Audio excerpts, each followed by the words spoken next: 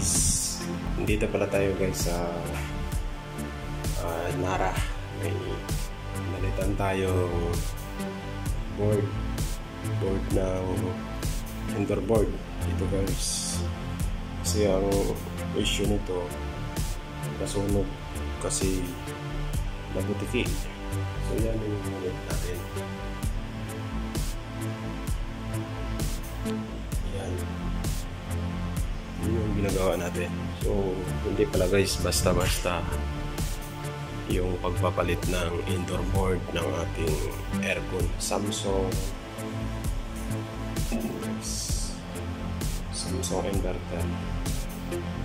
So kailangan pala natin guys yung sa mismong supplier. Ito, gumawa tayo ng code.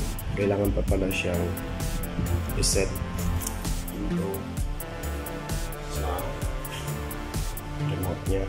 Ayan. So may mga tutorial din sa YouTube.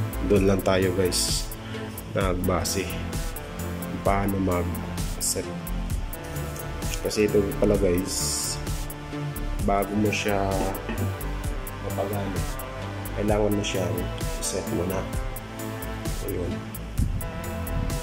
So yun guys, dagdag kaalaman na naman.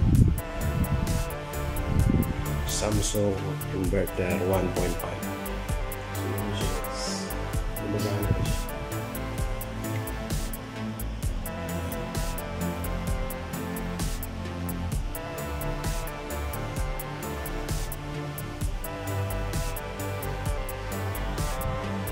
Kumbaga guys, talagang ito yung product ni Samsung.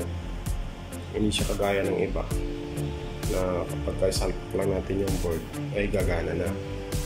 So ang Samsung pala guys 1.5. Hindi ko sure sa ibang unit nila kung ganun. Kailanganin pa natin siya guys i-set. So kailangan din natin ng code. So guys, kumuha tayo ng code doon mismo sa supplier.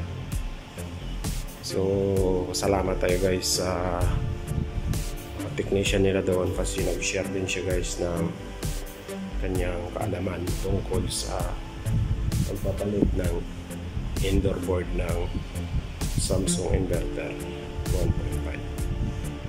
So guys, okay na siya guys.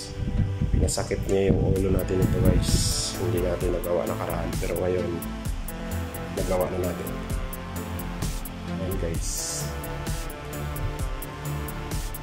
working na siya guys. So, sana guys may natutunan kayo. Dito lang din yan guys na yan, sa isang cellphone natin nanood lang tayo ng tutorial. Ayun, okay kayo. Thank you guys.